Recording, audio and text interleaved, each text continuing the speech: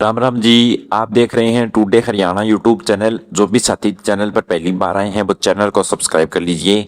आइए आपको बताते हैं आज हरियाणा की 25 बड़ी खबरें। हरियाणा समेत दिल्ली और एनसीआर के इलाकों में मानसून की रफ्तार धीमी पड़ चुकी है। मौसम वैज्ञानिकों के मुताबिक अगले पूरे हफ्ते तक क्षेत्र में कोई मजबूत मौसमी सिस्टम बनने के आसार नहीं दिखाई दे रहे हैं। इसके कारण पश्चिमी हरियाणा के कई हिस्सों में तेज धूप और उमस के चलते लोगों की मुश्किलें बढ़ सकती हैं। हालांकि राहत की बात यह है कि उत्तरी हरियाणा के कुछ जिलों में 14 और 15 जुलाई को हल्की फुहारें गिरने की संभावना जताई गई है। कम बारिश होने की वजह से फिलहाल लोगों को इस चिपचिपी गर्मी का सामना करना पड़ेगा। फरीदाबाद जिले के राशन कार्ड धारकों के लिए एक जरूरी खबर आई है। शहर में इस महीने 10 जुलाई तक मिलने वाला मुफ्त या सस्ता अनाज अब आने वाले 15 तारीख को बांटा जाएगा। असल में पिछले कुछ दिनों से राशन की दुकानों पर मशीन का सर्वर डाउन चल रहा था और साथ में ही तेज बारिश भी हो रही थी। इस वजह से बहुत से गरीब परिवारों को समय पर सामान नहीं मिल सका था। आम जनता की इस परेशानी को देखते हुए खाद्य विभाग ने अनाज बांटने की तारीख को अब आगे बढ़ा दिया है। नवोदय विद्यालय में सत्र 2026 के लिए कक्षा 6 में प्रवेश लेने के लिए प्रवेश परीक्षा का आधिकारिक नोटिफिकेशन जारी कर दिया गया है। जो भी अभिभावक अपने बच्चों का एडमिशन इस प्रत्येक स्कूल में करवाना चाहते हैं वे 31 जुलाई तक ऑनलाइन माध्यम से अपना फॉर्म भरवा सकते हैं। इस चयन प्रक्रिया में शामिल होने वाले सभी योग्य विद्यार्थियों के लिए लिखित परीक्षा आगामी 28 नवंबर को आयोजित की जाएगी। समय पर आवेदन करने वाले छात्रों को ही परीक्षा केंद्र में बैठने का मौका मिलेगा, इसलिए अंतिम तारीख से पहले अपनी कागजी कार्रवाई पूरी कर लें। गुरुग्राम जिले में रहने वाले लोगों के लिए पीने के पानी से जुड़ी एक बेहद शानदार खबर सामने आई है। नगर निगम ने मानेसर क्षेत्र के 4 बड़े गांव नाहरपुर, कासन, काकरोला, सिहापुर और हयातरपुर को नहरी पानी पहुंचाने की बड़ी योजना तैयार कर दी है। इस पूरे प्रोजेक्ट को जमीन पर उतारने के लिए प्रशासन ने बड़े अंडरग्राउंड वाटर टैंक और मुख्य पाइपलाइनें बिछाने के लिए टेंडर जारी करने का काम शुरू कर दिया है। इस नए सिस्टम के चालू होते ही हजारों ग्रामीणों को पानी की पीने की किल्लत के लिए हमेशा परमानेंट छुटकारा मिल जाएगा। रोहतक में आयोजित संत कबीरदास जयंती समारोह के मंच से पूर्व उप मुख्यमंत्री दुष्यंत चौटाला ने एक बड़ा राजनीतिक बयान दिया। जननायक जनता पार्टी के नेता वर्तमान मुख्यमंत्री नायब सिंह सैनी से एक विशेष आग्रह किया है। उन्होंने कहा कि जब भी प्रधानमंत्री नरेंद्र मोदी का हरियाणा दौरा हो तब मुख्यमंत्री को राज्य के हक के लिए SYL लहर का मुद्दा प्रमुखता से उठाना चाहिए। दुष्यंत ने जोर से कहा कि प्रदेश के किसानों को बेहतर भविष्य के लिए नहरी पानी का हक मिलना बेहद जरूरी है।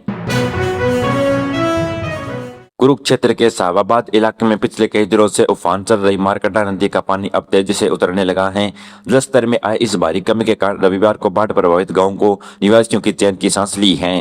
हालांकि नदी का पानी कम होने से बावजूद आसपास के खेतों में भी अभी भारी मात्रा में जल भराव बना हुआ है, जिससे फसलों को भारी नुकसान पहुंचा है। ग्रामीण इलाकों में अभी भी दोबारा पानी बढ़ने की और तबाही मचने का डर बना हुआ है, जिसके चलते लोग पूरी तरह सतर्क हैं। नूंह जिले के युवाओं को भारतीय सेना में शामिल होने के लिए मेवात विकास अभिकरण के लिए एक बेहतरीन पहल की है। अग्निवीर भर्ती परीक्षा की तैयारी कर रहे इच्छुक छात्रों को बिल्कुल मुफ्त में कोचिंग और शारीरिक प्रशिक्षण दिया जाएगा। इस विशेष ट्रेनिंग प्रोग्राम में अनुभवी पूर्व सैनिक युवाओं को लिखित और दौड़ परीक्षाओं के गुण सिखाए जाएंगे। जो भी अभ्यर्थी इस फ्री कोचिंग का लाभ उठाना चाहते हैं वे 17 जुलाई 2026 पहले यासिन मेव डिग्री कॉलेज में जाकर अपना आवेदन फॉर्म जमा करवा दें। उम्मीदवारों का चयन पूरी तरह मेरिट लिस्ट के आधार पर किया जाएगा। बहादुरगढ़ शहर के मुख्य रेलवे स्टेशन की सूरत अब पूरी तरह बदलने वाली है। करीब 94 सालों के बाद ऐतिहासिक स्टेशन को आधुनिकीकरण और रेलवे स्टेशन की 25 करोड़ का बजट पास किया गया है।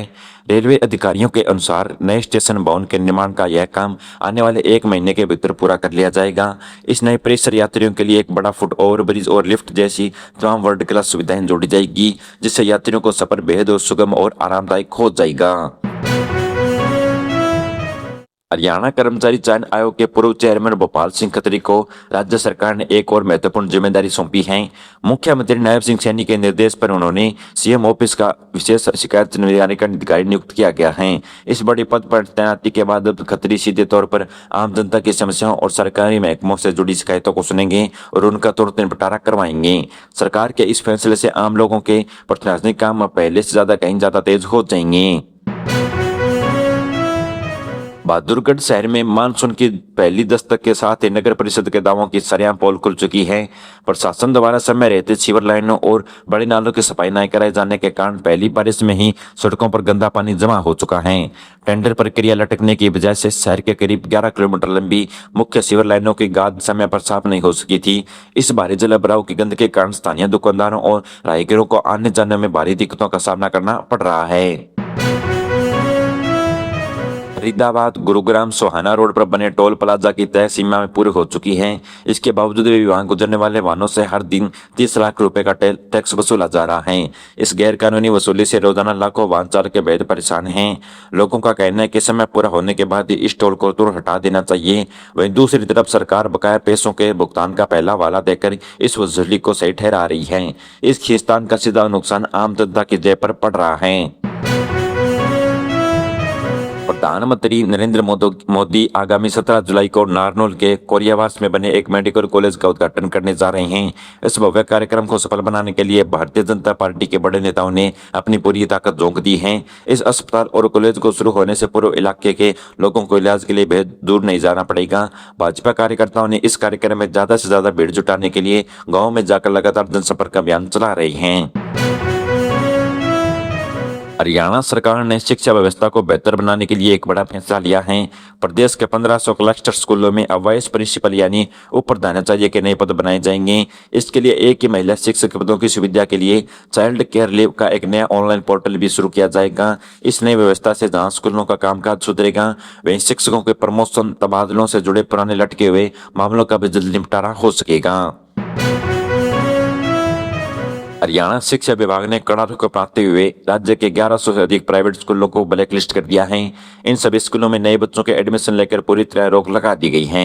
विभाग ने यह सख्त कार्रवाई स्कूलों द्वारा मान्यता के नियमों का पूरा न करने और बुनियादी सुविधाओं को भारी कमी के कारण की है। अकेले रोहतक जिले के अंदर ही 63 निजी स्कूलों का ऑनलाइन पोर्टल बंद कर दिया गया है। रेवाड़ी के लक्ष्मणी नगर इलाके में पिछले 4 दिनों से बिजली पूरी तरह ठप हो चुकी है। भयंकर गर्मी और लो वोल्टेज की समस्या तंग आकर गुस्साए स्थानीय लोगों ने सड़क पर उतरकर जमकर विरोध किया। जब बिजली निगम के जई और लाइनमैन मौके पर पहुंचे तो लोगों ने उन्हें करीब 1.5 घंटे तक बंदर बनाकर रखा। अधिकारियों द्वारा मौके पर ही नए उपकरण लगवाकर बिजली चालू करवाने के भरोसे के बाद ही लोगों ने उन्हें जाने दिया। हरियाणा शिक्षा विभाग ने 58 साल की उम्र पूरी कर चुके सभी दिव्यांग शिक्षकों और गैर शिक्षक कर्मचारियों की सेवाकृति यानी रिटायर के लिए नया आदेश जारी कर दिया है। सरकार का यह बड़ा फैसला सुप्रीम कोर्ट और पंजाब और हरियाणा हाईकोर्ट द्वारा दिए गए पुराने निर्देश पर आधारित है। इस आदेश के लागू होने के बाद अब तय सीमा उम्र सीमा पार कर चुके सभी दिव्यांग कर्मचारियों की सेवाएं समाप्त कर दी जाएगी, जिससे नए युवाओं को रोजगार मिल सकेगा। सोनीपत के जाट जोशी गांव के पास बनने वाले नए बस पोर्ट की पुरानी योजना को सरकार ने पूरी तरह रद्द कर दिया है। परिवहन विभाग ने अब नया फैसला लेते हुए केएमएफबी एक्सप्रेस के बिल्कुल किनारे या नया आधुनिक बस अड्डा बनाने की मंजूरी दी है। इस नए बस स्टैंड या यात्रियों के लिए आधुनिक ई बसों की खास सुविधाएं भी दी जाएंगी। जमीन तलाशने और आगे का काम बढ़ाने के लिए अधिकारियों की एक विशेष टीमें बनाई गई है। पलवल जिले के बड़े गांव औरंगाबाद के मुख्य रास्ते को 4 लेन यानी 4 लेन सड़क में बदला जाएगा। यह पूरी सड़क को चौड़ा और मजबूत बनाने के लिए प्रशासन करीब 3 करोड़ रुपए खर्च करने जा रहा है। इलाके में लगातार बढ़ते वाहनों के दबाव और स्थानीय लोगों की पुरानी मांग को देखते हुए यह प्रोजेक्ट शुरू किया गया है। इस रास्ते के बनने से आसपास के दर्जनों गाँव की 30,000 से ज्यादा आबादी को सीधा फायदा होगा। केंद्रीय राज्य मंत्री कृष्ण पाल गुर्जर ने पलवल के पिंगोड़ा गांव में पहुंचकर 2 करोड़ 63 लाख रुपए का लगातार होने वाली कई विकास कार्यों का उद्घाटन और शिलान्यास किया। इन पैसों से गांव के भीतर सुंदर सामुदायिक भवन, नई पक्की फिरनी और रविदास भवन जैसी सुविधाएं जरूर दी जाएगी। इस मौके पर मंत्री ने कहा कि सरकार गाँव में शहरों जैसी आधुनिक सुविधाएं पहुंचाने के लिए लगातार बजट जारी कर रही है। पलवल में बाहरी राज्यों से आने वाले प्राइवेट बसों और मुख्य बस स्टैंड के अंदर जाने बजाय सीधे हाईवे या मुख्य सड़क पर ही सवारियां उतार और चढ़ा रही हैं। इस मनमानी की वजह से रोडवेज विभाग को हर दिन लाखों रुपए का टैक्स का घाटा हो रहा है। दूसरी तरफ इन भारी बसों से स्टेट फीस वसूलने के लिए हरियाणा रोडवेज के कर्मचारियों को अपनी जान जोखिम में डालकर चलती बस या गाड़ियों में आगे चढ़ना पड़ता है। सोनीपत के खरोदा इलाके में लगे एक सरकारी समाधान शिविर में बड़ी प्रशासनिक लापरवाही पकड़ी गई। यहां एक लाचार पिता के अधिकारियों ने बताया कि अफसरों में उनकी 7 साल की मासूम बेटी को परिवार पहचान पत्र में शादीशुदा घोषित कर दिया गया है। इस अजोबरी गरीब गलती के चलते अलवारा कैंप में लोगों ने दुकानों के आगे लगे बिजली के खंभे हटाने और गाँव में जल भराव की शिकायतें भी दर्ज कराई। बच्ची के पिता ने इस बड़ी गड़बड़ी को तुरंत ठीक करने की गुहार लगाई है।